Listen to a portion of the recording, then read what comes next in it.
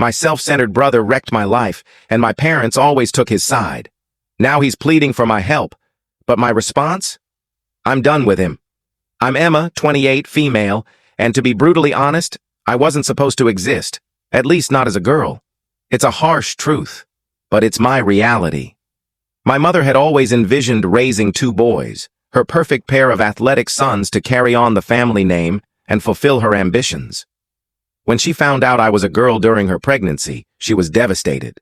My Aunt Lisa, who I'm still close to, once shared a memory that haunts me. She said my mom was so upset about my gender that she considered not going through with the pregnancy. By the time she decided, it was too late and too risky. So I was born. Not as a blessing, but as a letdown. My mom never outright said I was unwanted, but her actions spoke louder than words. Her sidelong glances, her cold demeanor, and the way she talked about me when she thought I wasn't listening made it clear. I was a fussy baby, a needy toddler, and later, a difficult child. Nothing I did was ever enough. Then there was my older brother, Nathan, 30, male, who was perfect in their eyes. Nathan was their golden boy, their pride and joy. To my parents, he was practically flawless. If you ask them then or now, he could do no wrong. Nathan wasn't just favored. He was the villain in my story. He made it his mission to make my life miserable. Growing up, Nathan was a master at shifting blame onto me. If something broke in the house, it was always, Emma did it. He broke Mom's favorite crystal bowl. I must have done it. He took money from Dad's wallet. Obviously, I was the thief. He'd weave elaborate, absurd tales, and no matter how unbelievable, my parents believed him every time. Eventually, I stopped trying to explain myself. What was the point? They never trusted my side. Nathan was just being a boy, or didn't mean it, while I was labeled the troubled kid who needed to behave. But Nathan's cruelty went beyond lies. He made school a living nightmare, too. He spread rumors about me among my classmates, so subtly I didn't always realize he was the source at first. Friends would pull away, and weeks later I'd discover Nathan had told them I'd gossiped about them or was too weird to hang out with. By middle school, I had almost no friends left. I couldn't bring anyone home because Nathan would either humiliate me in front of them or later twist anything he heard to use against me. He'd distort my words, making it seem like I was disrespecting our parents or being ungrateful. Of course, Mom and Dad always took his side. The favoritism was undeniable. For example, Nathan's birthdays were extravagant events. Big parties with friends, fancy decorations, even a magician one year.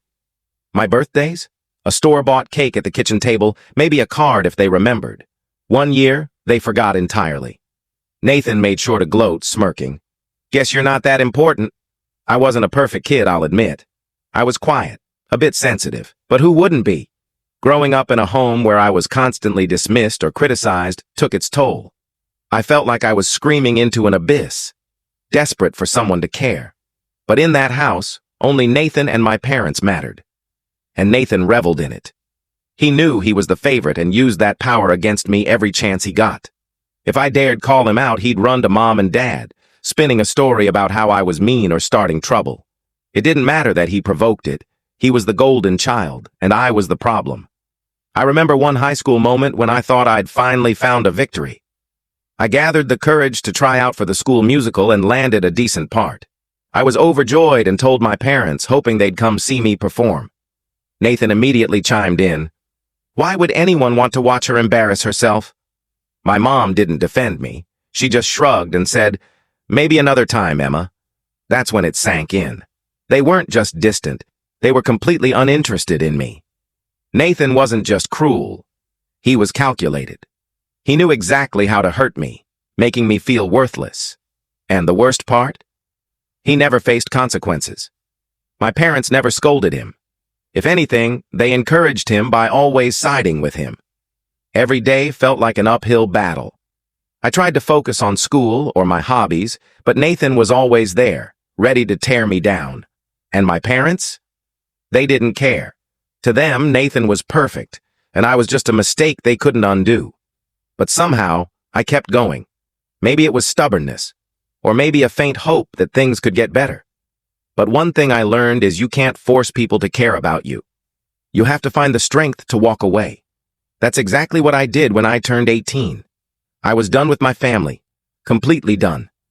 I knew my only chance at happiness was to leave. So I threw myself into my studies. I wasn't just aiming for good grades. I was fighting for my independence. I worked tirelessly to earn a scholarship to an out-of-state college, applying to every program, writing endless essays, and spending hours on financial aid applications. When I got my acceptance letter from a California university with a partial scholarship, I cried. Not from sadness, but from seeing a way out. The day I left for college, my parents didn't even say, "We'll miss you." They'd helped Nathan move into his fully furnished apartment when he got his own place. Me? I got a lukewarm, "Good luck." My mom even said, "Call if you need anything," knowing full well they wouldn't help. Nathan stayed in our small Ohio hometown, of course. My parents covered everything, his rent, his car, even his groceries. Meanwhile, I was on my own. Stepping into my dorm room, staring at the bare walls, I realized this was my first taste of true freedom. It was both terrifying and exhilarating. Once I left, my parents quickly forgot about me. At first, I tried to keep in touch, calling a few times, but the conversations were short and strained. They never asked about my life or classes. They just talked about Nathan, his new job, his big parties, how he and his girlfriend Lauren were getting serious. It didn't take long to realize they didn't care about me. So I stopped reaching out, and they didn't seem to notice. Our family group chat became all about Nathan, his latest accomplishments, like how he threw the best barbecue or was planning a business that never took off. Meanwhile, I was juggling 15 credit hours, 2 part-time jobs, and late-night study sessions to maintain my scholarship. Some days I didn't know how I'd make it. I'd work late at a campus bookstore, then stay up until 2 a.m. studying. I lived on instant ramen and clearance snacks because that's what I could afford. Some days, I felt like I was falling apart, but I refused to ask my parents for help. Not that they'd have offered, but I wasn't going to let them see me struggle. Even when things were tough, I never regretted leaving. My senior year of college changed everything. That's when I met Daniel, who later became my husband. I wasn't looking for love, I was too busy surviving. But Daniel came into my life in the best way. We met during a group project in class. He was genuinely interested in me, not just for the assignment, but as a person. At first, I was cautious. My family had taught me that kindness often came with a catch, but Daniel was different. He was kind, supportive, and made me feel like I mattered. What struck me most was his family. The first time he invited me to their house for dinner, I was nervous, but they welcomed me warmly. His mom hugged me like I was already family, and his dad joked that Daniel only brought home someone special. They asked about my life, my classes, my dreams, and they actually listened. It was so different from my family that I didn't know how to react at first. Over time, I let my guard down. Daniel's family became the support I'd never had. His mom sent care packages during finals with snacks and encouraging notes. His dad helped fix my car when it broke down, even though we'd just met. They treated me better in weeks than my parents had my entire life. Graduating college felt like my greatest achievement. My parents didn't show up, of course, but Daniel and his family were there, cheering loudly. After graduation, Daniel and I moved in together. We didn't have much, but we made it work. I landed a job in graphic design, and he started as a software developer. We built our life step by step, and for the first time, I felt like I belonged. My wedding was the final break with my family.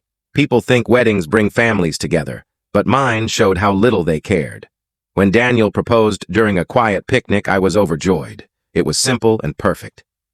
That night, I sent a photo of the ring to our family group chat with a short, "I'm engaged." I didn't expect much, but I hoped for at least a congrats.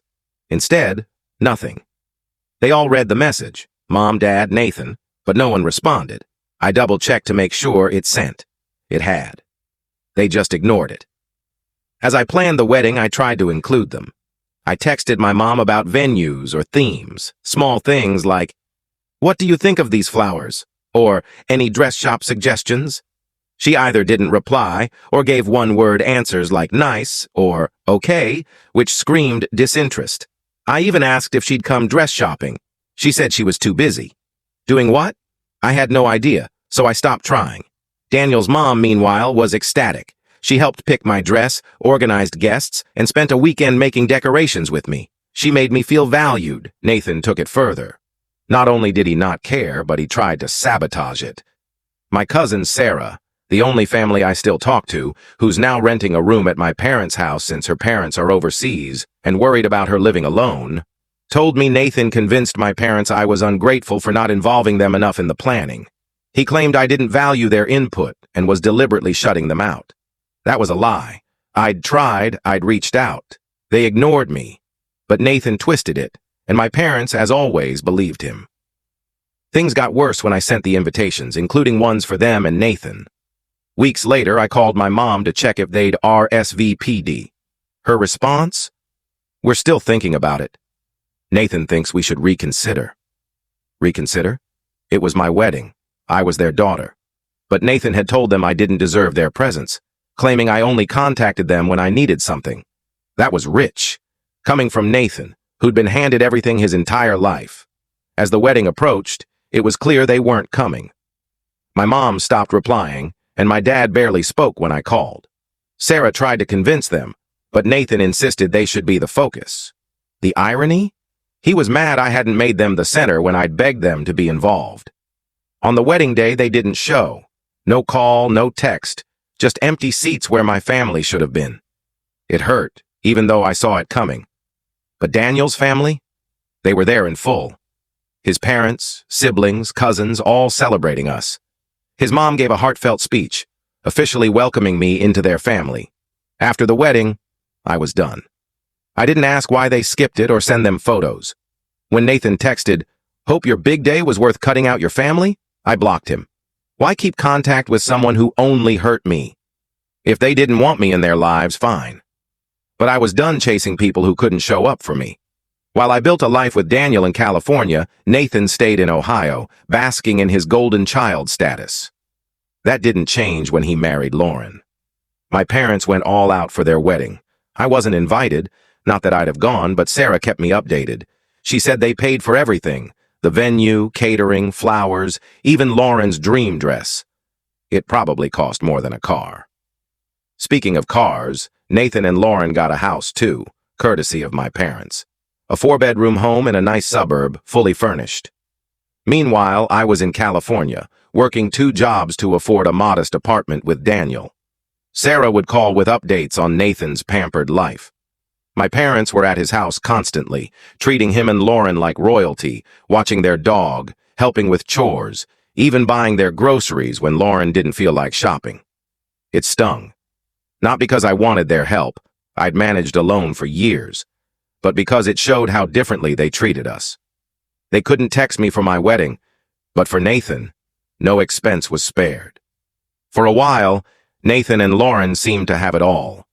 My parents bragged about them endlessly, acting like they were the picture of success. Sarah said they'd rave about Nathan's perfect wife and their idyllic life. But then, things shifted. My parents started hinting about grandkids, subtly at first, mentioning how a baby would complete the family or how they couldn't wait to spoil one. But they weren't subtle for long. Sarah said my mom became obsessed, bringing it up constantly, pressuring Nathan and Lauren to start a family. My dad wasn't better, talking about passing down the family name and Nathan's duty as the eldest son. I wasn't surprised. My parents are strangely traditional about family, fixated on biological grandkids, adoption. Not an option. It had to be blood, ideally a boy to carry the name. Nathan and Lauren tried to deflect for as long as they could. Sarah said Lauren would brush it off or change the subject, while Nathan made vague excuses about not being ready. But my parents kept pushing, making it a constant source of tension. Sarah told me about a family dinner where my mom bluntly asked Lauren if she was on birth control and when she'd stop. Lauren was humiliated, but my mom didn't care. One day, Sarah called with big news. Nathan and Lauren had been trying for a baby, but hadn't told anyone. They'd been seeing fertility specialists for over a year, and the results weren't good. Nathan had a condition. Sarah didn't know details that made it nearly impossible for him to have biological kids. Lauren was fine, but the issue was Nathan's. They kept it secret for a while, and I understood why. My parents wouldn't have been supportive. They'd have been devastated, the kind of devastation that makes you feel like you've failed the family. But secrets don't stay hidden. especially in our family. My parents' relentless baby talk didn't stop. Every visit, they'd pressure Nathan and Lauren about when, not if, they'd have kids. Sarah said it all blew up at a family dinner. My mom was hounding Lauren about babies, saying things like, "You're not getting any younger," and "Don't wait too long." Lauren finally snapped, saying, "It's not that simple, okay?" Then it all came out. The fertility issues, the doctor visits, everything. My parents' reaction was predictably terrible. Sarah said they didn't comfort Nathan or Lauren. My mom looked like her dreams had been shattered, and my dad muttered about how they should have been told earlier. Real supportive, right? After that, things changed. They didn't outright say they were mad at Nathan, but it was obvious. Sarah said my mom stopped calling him daily, and my dad visited less. They still doted on Lauren, likely seeing her as their last hope for grandkids. But Nathan? He was no longer perfect. Sarah said my mom made snarky comments about adoption like, "It's better than nothing, I suppose," or "It's not the same, is it?" My dad kept saying Nathan needed to fix it, as if he could just willpower away infertility. Nathan, for the first time, didn't know how to handle it. He'd always been the perfect son, untouchable. Now he wasn't meeting their expectations, and it was breaking him. Sarah said he started acting out of character, snapping at Lauren, arguing over small things, even clashing with my parents at gatherings. He'd always played their game perfectly. But now, he was falling apart. Lauren wasn't doing much better. Sarah said she was fed up with being treated like a baby machine, skipping family events or barely speaking when she attended. It was clear she was done. One night, Sarah called with a story that showed how bad it had gotten. Nathan had a meltdown at another family dinner. My mom had made a comment about how tragic it was she might never have biological grandkids. And Nathan lost it. He called them selfish, saying he couldn't control this. Sarah said my parents were stunned. My mom tried to guilt him, saying, "We're just thinking of the family, and do you know how much this means?" But Nathan wasn't having it. He stormed out, Lauren following behind. Part of me felt for Nathan. Nobody chooses infertility. And my parents' reaction was harsh, but another part couldn't help but think he was finally experiencing what it was like to face their impossible standards. He'd never dealt with their criticism because he was always perfect. Now he was learning how it felt to fall short, and it was destroying him. Sarah said my parents started pressuring Lauren more after that, still obsessed with biological grandkids, pushing unrealistic solutions like expensive treatments Nathan and Lauren couldn't afford without help. It became a vicious cycle. My parents pushed, Nathan and Lauren resisted, and my parents pushed harder. Nobody could accept that things might not go their way. I felt sorry for Lauren. She didn't sign up for this madness when she married Nathan. But Nathan? I couldn't muster much sympathy. After a while, my parents were so frustrated they threatened to cut Nathan off financially unless he fixed the situation. Nathan, who'd relied on them for everything, couldn't survive without their support. And because my parents are obsessed with bloodlines, their brilliant plan was to have Nathan beg me to give my unborn child their last name.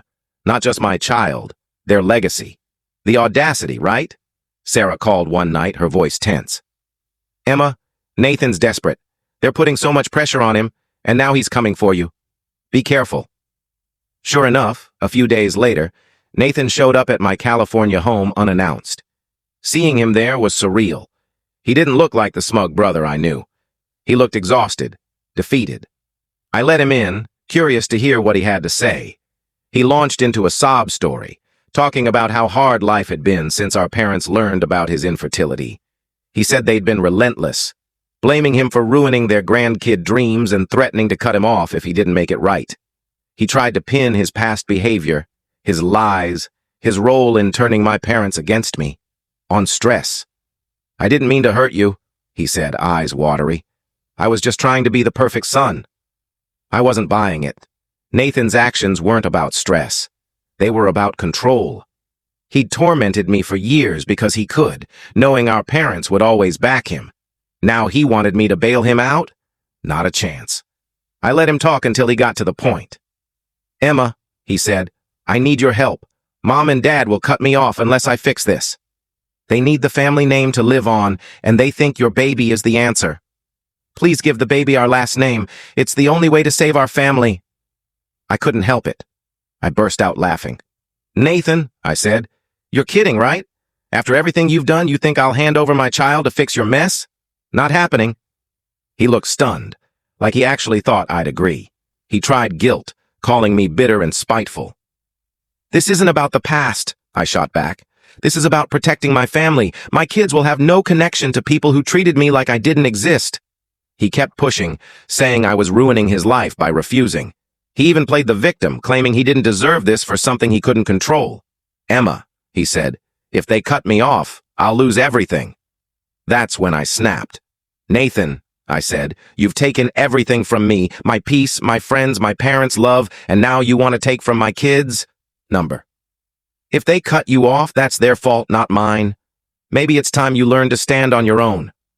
Nathan stormed out, slamming the door. I felt a mix of anger, relief, and strange closure. For the first time, I stood up to him and didn't let him manipulate me. It felt liberating. A few days later, Sarah called with news. My parents had followed through, cutting Nathan off completely. No more house payments, car, or support. Nathan and Lauren were struggling to adjust to life without my parents' safety net. Lauren, used to a comfortable life, was upset. Sarah overheard her complaining about Nathan's failure to fix things with me. I almost felt bad for her, but then I remembered how she'd enabled my parents' toxic behavior for years. After Nathan failed, my parents tried their luck. It started with a call from my mom, her first in years. Seeing her name on my phone was shocking. I almost didn't answer. But curiosity got the better of me. She launched into a sugary apology. Emma, she said, her voice overly sweet. I'm so sorry for everything. We've missed you and want to make things right. Missed me? Since when? She went on, acting like they'd had an epiphany about how they'd treated me. We made mistakes, she said, but we're family. Let's start fresh. I cut in. Is this about Nathan? Silence. She hadn't expected me to call it out. Well, yes, she admitted, her tone shifting, but it's about the family. We need to come together, Emma. We've all been through so much. Then came the guilt. You know how much this means to us. Your baby could heal this family. Can't we move past the old stuff? I was livid. Move past it? I said. You mean the years you acted like I didn't exist? The years you gave Nathan everything and me nothing, that past? She tried to backtrack, but I wasn't buying it. I told her I wouldn't let them use my child to fix their failures. She started crying, saying my words hurt, but I held firm. A few days later, my dad called. If Mom's approach was guilt, his was anger. He said he was disappointed in my selfishness, accusing me of tearing the family apart. He told me to grow up and see the bigger picture. I let him vent before cutting in. Dad, I said, my baby isn't your second chance. If you care about the family name, you should have thought about that long ago. He didn't have much to say, but took one last shot. Emma, we just want what's best for the family. If you can't see that, I don't know what to tell you. I'd had enough. I blocked them everywhere and haven't heard from them since. I'm focusing on my life now. Daniel and I will raise our kids in a loving, supportive home, something I never had. Sarah and Daniel's family are my rock, and I'm so grateful for them. I've wondered if I should feel guilty for cutting off my family, especially Nathan, but I always come back to the same thought. I owe them nothing. They made their choices, and now they're facing the consequences. Nathan and my parents can keep their drama, but I'm done. I'm done being the scapegoat, the afterthought, the one who had to bend for their happiness. I'm building a new life, full of love, respect, and the family I always wanted but never had.